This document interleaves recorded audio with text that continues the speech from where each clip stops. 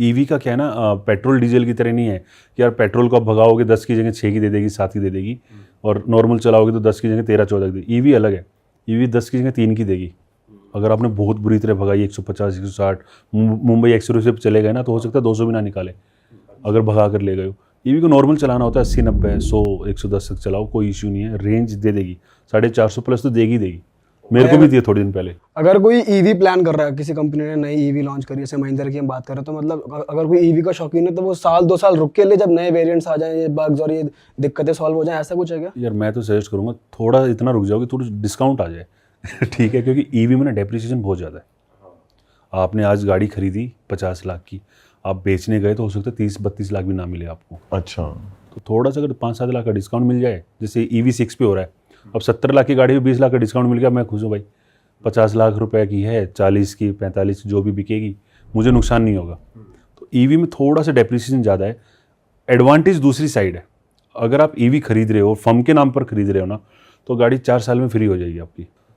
Petrol गाड़ी में 15% depreciation मिलता है, फर्म के नाम पर अगर आप ईवी खरीदते हो तो 40% डेप्रिसिएशन है। तो मानो कोई 1 करोड़ की EQS वगैरह खरीद रहा है, 1.5 करोड़ की आती है ऑन रोड, तो फर्स्ट ईयर में अगर आपने मार्च चल रहा है, आपने अगर 20 मार्च को भी उठाई होगी ना, तो उस 10 दिन का भी आपको पूरा 40% डेप्रिसिएशन मिलेगा। तो 1.5 करोड़ का 40% होता है 60 लाख रुपए, आपकी बुक वैल्यू कम हो गई। अगले साल फिर जो 90 लाख रुपए बचा, उसका 40% लेस हो गया, तो 9 चौक 36 लाख रुपए फिर कम हो गए। ऐसे करते करते 5 साल के आसपास में आपकी गाड़ी बिल्कुल फ्री हो जाएगी।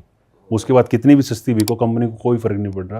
तो आप देखना कि अभी BMW की i7 वगैरह, मर्सिडीज़ की महंगी वाली गाड़ियाँ फर्म के नाम पे बिक रही हैं, लोग खरीद रहे हैं सिर्फ डेप्रिसिएशन बेनिफिट के लिए। और चलाने में तो अच्छी हैं यार, ये भी ठीक है भाई, पॉकेट फ्रेंडली हैं गाड़ियाँ, और लग्जरी की लग्जरी है उनके। भाई ये पॉडकास्ट जो भी ऑडियंस देख रही है, अब हम थोड़ा सा ना उनके लिए आसान करते हैं चीज़ें, जो लोग गाड़ी देख रहे हैं। तो सबसे पहले मैं आपसे प्राइस रेंज पूछूंगा, आप आपके रिव्यू के हिसाब से बेस्ट गाड़ी सजेस्ट करना। अगर किसी को 0 से 10 लाख के बीच का बजट है और सिटी में रनिंग करनी है, ऐसे कोई एम्प्लॉयज़ हैं, नए नए उनकी जॉब शुरू हुई है, ज़्यादा खर्चा नहीं करना, 10 लाख तक की बढ़िया गाड़ी लेनी है, तो कौन सी आप रेकमेंड करोगे? यार आज के टाइम में ना लोग 2 चीज़ें देखते हैं, एक तो पॉकेट फ्रेंडली खरीदने में हो, दूसरी रनिंग कॉस्ट में हो। तो जब रनिंग कॉस्ट भी आते हैं वो जाते हैं CNG के लिए। तो इसमें काफ़ी सारे CNG ऑप्शन हैं, स्विफ्ट के अंदर भी CNG आ रही है, ग्रैंड i10 नियोस भी काफ़ी अच्छी बिक रही है CNG में, और ड्यूल सिलेंडर भी आ गया उनके अंदर। ड्यूल सिलेंडर में क्या होता है कि वो बूट आपका ख़राब नहीं होता, नीचे 2 छोटे सिलेंडर है, तो आपका बूट में आप सामान भी रख सकते हो और आप गाड़ी को चलाओ। तो ड्यूल सिलेंडर में टाटा और hyundai की 2 गाड़ियाँ आती हैं। टाटा की आप पंच खरीद सकते हैं, hyundai की आप ग्रैंड i10 नियोस खरीद सकते हैं, और पेट्रोल में जाना है तो स्विफ्ट बढ़िया गाड़ी है 10 लाख तक में। और 10 से 20 में आ जाए, 10 से 20 में तो बहुत सारे ऑप्शन हैं, sedan, SUV, mid size SUV, 3 segment है। सेडान में सबसे ज़्यादा बिक्री आज के टाइम में वर्टस वॉक्सवैगन की, दिखने में अच्छी है, 1.5 लीटर में उसमें वो टेक्नोलॉजी है कि उसमें 2 सिलेंडर बंद हो जाते हैं। अगर आप गाड़ी को चला रहे हो, 4 सिलेंडर गाड़ी है, तो जहाँ पे ज़रूरत नहीं है 2 सिलेंडर बंद हो जाएंगे, उस टाइम पर वो गाड़ी माइलेज आपको काफ़ी अच्छी देगी, और पूरी बढ़िया स्पेस ऑफर कर रही है, सेगमेंट नंबर 1 बनी हुई है, और उस पर डिस्काउंट भी 2-2.5 लाख का मिल जाता है। मतलब टाइम पर ना लेने जाओ तो लोग सोचते हैं वो खरीद लें। दूसरा क्रेटा है भाई, क्रेटा तो क्रेटा है, बदमाश गाड़ी है वो, ठीक है। और क्रेटा नहीं लेनी तो सेल्टोस। और रूरल में ऐसे ऐसे कस्टमर्स हैं जिनको थोड़ा सा डर लगता है, हमें तो मारुति चाहिए, तो ग्रैंड विटारा, विटारा ब्रेजा, तो ये गाड़ियाँ यही बिक रही हैं। आप देखो ना 15 हज़ार यूनिट्स इन गाड़ियों की बिक रही हैं। हर गाड़ी का, हर सेगमेंट का अलग कस्टमर है। कोई ऐसी भी गाड़ी है जो लोग कम ले रहे हैं पर आपके रिव्यूज़ बहुत, आपके हिसाब से बहुत अच्छी गाड़ी है, लोग उसके बारे में सोच सकते हैं, जैसे MG ब्रांड की कोई गाड़ी हो? मैंने एक गाड़ी ऐसी चलाई है जो देख के मैं पागल हो गया था, और गाड़ी वो बिल्कुल नहीं बिक रही, 100 यूनिट 150 यूनिट। सिट्रोइन की 2 गाड़ियाँ आती, C3 एयरक्रॉस और बसाल्ट। आप एक बार चला लो उस गाड़ी को, फ़ैन हो जाओगे, इतनी बढ़िया गाड़ी है। उससे बेहतर सस्पेंशन किसी और गाड़ी के अंदर नहीं है, 20 लाख रुपए तक की सेगमेंट के अंदर बोल रहा हूँ मैं। उससे बेहतर आपको राइड कंफर्ट, बैठकर आप 500 किलोमीटर चले जाओ, मुझे नहीं लगता आपको कभी थकावट होगी। और जो परफॉर्मेंस है ना यार, टैप करोगे गाड़ी उड़ती है बिल्कुल। अच्छा, बस गलती उन्होंने ये कर दी कि सस्ता बनाने के चक्कर में उन्होंने गाड़ी बहुत सस्ती कर दी। क्वालिटी के साथ में बड़ा कॉम्प्रोमाइज़ हुआ है, फीचर्स के साथ में बड़ा कॉम्प्रोमाइज़ हुआ है, बट जो अच्छी चीज़ है, राइड, इंजन और गाड़ी का प्राइस भी अच्छा है। 10 लाख रुपए 11 लाख में मिल जाती हैं। तो वो गाड़ी मुझे बड़ी पसंद आई है चलाने में। हाँ, 20 से 30 के बीच में। 20 से 30 में अब क्रेटा का जो टॉप मॉडल है, हाँ, और महिंद्रा की फिर 3 गाड़ियाँ हैं, थार, XUV 700 और स्कॉर्पियो एन। स्कॉर्पियो एन मुझे पर्सनली पसंद है। 22 लाख रुपए में उसका Z8 सिलेक्ट वेरिएंट आ जाता है ऑटोमेटिक डीजल में। उसके अलावा आपको कुछ नहीं चाहिए, सिर्फ वो गाड़ी चाबी से स्टार्ट करनी है। वो एक वो फीचर नहीं है उस वेरिएंट में, बाकी गाड़ी बढ़िया है। दूसरा, ईवी में अगर आप जाते हो तो ईवी में आपको MG की ZS EV वगैरह मिल जाती हैं। BYD की ऑटो 3 करके आती है, चाइनीज़ कार है जो, उसका भी एक वेरिएंट आपको 25 लाख में मिल जाता है। थोड़ा सा ऊपर जाओगे आप तो सफारी 28-30 लाख रुपए में और XUV 700 28-30 लाख में आपको मिल जाती है। XUV कैसी है भाई गाड़ी? अच्छी गाड़ी है वो, क्वालिटी के हिसाब से, फीचर्स के हिसाब से उस सेगमेंट की सबसे बेस्ट गाड़ी है। पर XUV में भाई जो एडास सिस्टम आ रहा है वो कामयाब है, क्योंकि बहुत जगह हम देखते हैं उसमें भी फेलियर है। इंडिया का सबसे बेहतरीन एडास आपको अगर किसी गाड़ी के अंदर मिलेगा ना तो वो मिलेगा XUV 700 के अंदर। लेवल 2 इतना बढ़िया क्वालिटी है उसकी। 200 किलोमीटर 500 किलोमीटर मुंबई एक्सप्रेस चढ़ जाओ आप, जहाँ पे प्रॉपर लाइन है। अगर लाइन मिट गई तो कुछ नहीं कह सकते, अगर लाइन्स प्रॉपर बनी हुई है ना, आप 500 किलोमीटर स्टेयरिंग से हाथ हटा के बैठ जाओ, गाड़ी चलती रहेगी। और इतनी बढ़िया क्वालिटी है, रडार बेस्ड है और अच्छी क्वालिटी का है वो, आप उस पर ट्रस्ट कर सकते हो। और ये जैसे लाइंस तो देख के चलती है, डिटेक्ट करती है, बट अगर कोई जानवर आ जाए तो वो सब भी डिटेक्ट करता है। आपने XUV 700 उसकी वीडियो देखी मेरी, XUV 9E वाली वीडियो तो नहीं देखी। गाय थी रोड के ऊपर, अच्छा, तो प्रॉपर उसमें गाय की फोटो बनी आई है मीटर के अंदर। तो गाय को भी रीड कर रही है, लोगों को रीड कर रही है, हर चीज़ को, स्कूटर को रीड कर रही है, बाइक को रीड कर रही है, एक एक चीज़ को रीड कर रही है वो गाड़ी।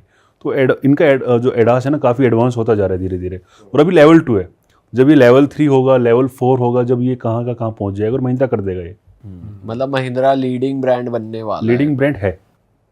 50,000 गाड़ियाँ बेचता है जो महिंद्रा, उसमें एवरेज कार का प्राइस 15 से 20 लाख है, समझो। थार, स्कॉर्पियो क्लासिक बिक रही है भाई, पुराने वाली आज तक भी बिक रही है, 5-6 हज़ार 7 हज़ार यूनिट उसकी बिक रही है। XUV 700 और अभी जो मारामारी चल रही है इनके लिए BE6 और XUV 9, इनका प्राइस तो 30 लाख से ऊपर है। तो जब आखिरी में आप जो प्राइस निकालोगे ना कि यार इन्होंने ये जो 50,000 गाड़ियाँ बेची हैं, एवरेज जो प्राइस आएगा वो आएगा 17 से 18 लाख रुपए। मारुति का जब आप एवरेज प्राइस निकालोगे तो वो आएगा 6 से 7 लाख रुपए। वो बेच रहे 1.5 लाख, ये बेच रहे 50,000। जो रेवेन्यू है वो सबसे ऊपर महिंद्रा का है आज के टाइम में। तो रेवेन्यू वाइज तो सबसे ऊपर बैठे हैं, प्लस में इनका ट्रैक्टर का बिजनेस, प्लस में इनका कमर्शियल का बिजनेस वो अलग है। प्लस में गाड़ियाँ ऐसी नहीं है कि कहीं ना कहीं इन्होंने कोई कॉम्प्रोमाइज़ किया है। कोई भी गाड़ी आप उठाओ आपको क्वालिटी फील होती है। एकदम से ट्रांजिशन ले आई है गाड़ियों की दुनिया में, अपनी गाड़ियों में टेक ऐड करके बहुत बढ़िया इन्होंने इंजन में भी बड़ा काम किया है। इनके पास जो इंजन्स हैं वो पावरफुल हैं, फ्यूल एफिशिएंट भी हैं, पावरफुल भी हैं। कुछ ब्रांड्स ऐसे हैं 2 इंजन पकड़े पूरी गाड़ियाँ बना दी। मारुति एग्जाम्पल लो, 1.5 लीटर पेट्रोल हर गाड़ी में, 1.2 लीटर पेट्रोल हर गाड़ी में, काम खत्म। होंडा के क्या हाल चल रहे हैं भाई आजकल? होंडा नहीं बिक रही यार भाई होंडा पहले कितने चर्चे में थी, मतलब होंडा की सिटी इतनी चली है भाई, बहुत चली है। जो कहते हैं ना गलती बार बार करता है वो होंडा है, और वो गलती करता है लेट होने की। वो डीजल सेगमेंट में जब एंटर हुए तब मारुति डीजल सेगमेंट से बाहर निकल रही थी। होंडा सिटी डीजल आपने देखी होगी, उस टाइम पे ये मारुति अनाउंस कर चुका था ऑलमोस्ट कि हम अपनी गाड़ियों में डीजल बंद कर देंगे धीरे धीरे। वो SUV सेगमेंट में जब एंटर हुए, जब क्रेटा, सेल्टोस, ये सारे ब्रांड्स स्टैब्लिश हो चुके थे, प्रॉपर एक एलिवेट को लेकर आए, बहुत लेट लेकर आए। और लेट लाने के साथ साथ उसमें फीचर्स छोड़ दिए जो होने चाहिए, वो फीचर्स नहीं है, बेसिक फीचर्स भी नहीं है काफ़ी सारे। और अब ये हाल हुआ है कि लोगों के माइंड में बैठ के भी क्रेटा लेनी है, सेल्टोस लेनी है, ग्रैंड विटारा लेनी है, वो होंडा देखने ही नहीं जा रहा। बट उनके इंजन अच्छे हैं, क्वालिटी अच्छी है, और वो उनके लिए ठीक है जो मतलब 50 साल के अंकल टाइप, मतलब अंकल तो नहीं बोलूँगा, भैया टाइप के जो लोग होते हैं ना ठीक है, क्योंकि हम भी लगभग पहुँच गए यार 35। तो फिर तो हम तो अंकल बोलेंगे अंकल बोलो भाई, हाँ, हम तो अंकल बोलेंगे भाई, हम 35 वाले हैं तो उनके लिए ठीक है भैया, हमें ऑफिस से घर, घर से ऑफिस, बढ़िया। तो वो होंडा सिटी वाला कस्टमर अपग्रेड कर रहा है। होंडा की वो बहुत बढ़िया थी भाई, जो पहले सिविक आती थी ना, पहला वाला मॉडल जो पहले वाला था ना, वो भाई स्पोर्टी लुक उसका, वो बहुत तगड़ा था भाई। हाँ, बचपन का क्रश थी वो एक जब हम तरीके से। ऑटो में बैठ के ट्रैवल करते थे, जब साइड से देखते थे वो मीटर दिख रहा है, नीले रंग की लाइट है। तो वो अच्छी थी, बट वो भी ग्राउंड क्लियरेंस वगैरह के, मतलब जहाँ पे नंबर नहीं आता ना, प्रोडक्ट अच्छा होना एक चीज़ है, वॉल्यूम होना एक चीज़ है। कंपनी चलती वॉल्यूम के बेस पे। अगर आप देखो मारुति 1.5 लाख यूनिट बेच रहा है, महीने की 2 लाख बेच रहा है, वॉल्यूम के ऊपर चल रहा है ना। और काफ़ी सारे ब्रांड हैं जो 2000 भी नहीं बेच रहे। भाई लेकिन जो अभी वाली होंडा सिविक आई है, ये लोग भी मार्केट में जगह नहीं बना पाए, मतलब इतने फीचर डाल दिए, इनका रेट बहुत ज्यादा है। सिविक तो डिसकंटिन्यू कर दी ना, अभी एक नई भी तो आई है होंडा की। अभी तो सिटी है। सिविक भी रील्स में हम देख रहे थे कि लॉन्च होने वाला है नया मॉडल उसका, एक ऐसा नहीं है। ये पता नहीं कहाँ से रीलें आती हैं, इंडिया में लॉन्च भाई नहीं ये होती है, रील- कहाँ लॉन्च होती है। हमारा ये तो मेन वो चैलेंज बना हुआ है हाँ कि डेली 100 चैनल बन रहे हैं ऑटोमोबाइल के, सब एक्सपर्ट हैं, सब AI से बनाई फोटो होगी लॉन्च, वही डेली बोलेरो का नया मॉडल आ रहा है, ठीक है। सही बात है डेली भाई। डेली बोलेरो का नया मॉडल आ रहा है, डेली आपकी एक नई ऑल्टो आ रही है, नई नैनो इलेक्ट्रिक आ रही है, डेली लॉन्च हो रही हैं? भाई ट्रैफिक खा रहे हैं, खाए जाओ तो भाई हम बुलेरो किसी को का तो खा लोग जी वैगन अलग बना अलग के बना घूम दिया, रहे हैं बोलेरो भाई, बनाए किट बैठे विट हैं। लगवा रहे हैं। रहे। ऐसा कुछ होने वाला नहीं है, बट ठीक है, वो बन रहा है तो वो चैलेंज चलता रहता है। बट होंडा एंट्री नहीं करेगा, लाएगा तो एक और गाड़ी लाएगा, SUV लाएगा, और वो भी 20-22 लाख रुपए वाले सेगमेंट के अंदर। पहले तो सब 4 मीटर लेकर आएगा, उनके पास सब 4 मीटर SUV नहीं है, जहाँ पर ब्रेजा, स्कोडा भी काइलैक ले आया, ठीक है ना, वेन्यू बिक रही है, वो सेगमेंट। वही तो कह रहा हूँ, होंडा यहीं पे लैग करता है लेट कि डिसीजन मेकिंग इतना लेट है उन लोगों का कि जब वो चिड़िया खेत चुग चुकी होती है ना, जब वो दाने उठाने पहुंचते हैं कि अब उठा लें, और वहाँ पर वो लेट हो जाते हैं। अरे वाह, आपने ये वीडियो यहाँ तक देख ली भाई, तुमने हमारी मेहनत सफल कर दिया, तुम ही लोग हो असली रियल हिट। और अगर आपको बहुत मजा आ रहा है ऐसी क्लिप्स में, ऐसी वीडियोस में, तो फटाफट जाइए प्लेलिस्ट पे बिंज वॉच कीजिए, सारी वीडियोस देख डालो और मौज काटो। दैट इज इट, हम मिलेंगे नए पॉडकास्ट में, नए क्लिप में। Till then bye bye, see you, take care, do subscribe.